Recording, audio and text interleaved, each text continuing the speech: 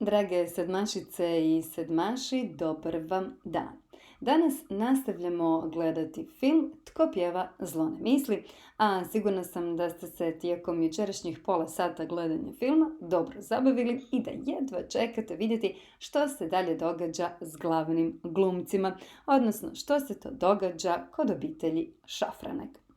Trebali ste jučer odgovoriti na postavljena pitanja, pa se nadam da ste točno odgovorili. Ako niste, ispravite svoje odgovore. Prvo pitanje bilo je kako započinje film, a film započinje s dva svirača u dvorištu. Koji je podnaslov filma? Podnaslov je ljubavna komedija s pjevanjem. Treće je pitanje prema kojoj noveli je snimljen film. Ovaj je film snimljen prema noveli iz dnevnika Malog Perice. Ovdje ćemo zastati i reći kako prilagodba književnog dijela za izvođenje naziva se adaptacija. Kasnije ćete ove pojmove i prepisati u bilježnicu.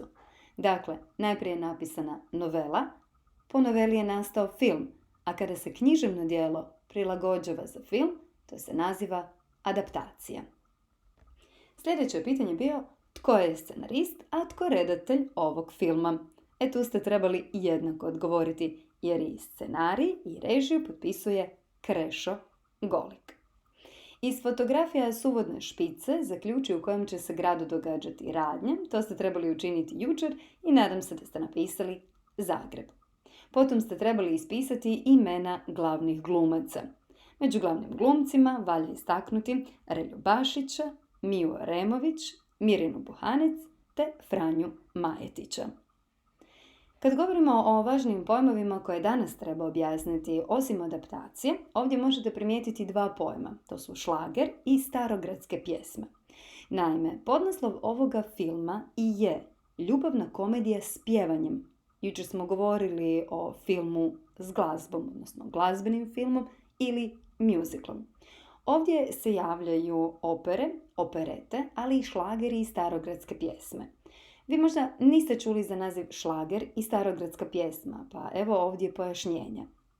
Šlager je zapravo izraz za zabavnu glazbu nastalu u prvoj polovini 20. stoljeća, a starogradske pjesme su izraz za glazbeni žanr koji je spoj narodne i zabavne glazbe s početka 20. stoljeća. Spominje se u jednom trenutku u prvom dijelu filma riječ fotogeničnost. Ne dobivate odgovor, pa sam vam ja pojasnila, iako vjerujem da danas u vremenu influencera, Instagrama, Facebooka koji je ok već zastario, fotogeničnost vama itekako dobro poznat pojam. Dakle, to je pojam koji označava da netko jako dobro ispada na fotografijama. Sad ćete odgledati drugu dio filma, odnosno drugih pola sata filma i to do kraja kućne zabave. Vidjet ćete kad ona završava. A odgovorit ćete na pitanja. Čime se Fulir zapravo bavi, što bi Franjo želio raditi, sviđa li se mini ideja da bude s Fulirom, za koga Franjo kaže puno nije vredna, ali vređati ju ne dam. I još jedno pitanje, što mali Perica ima u kutiji. Uživajte u sljedećih pola sata filma Tko pjeva zlo ne misli.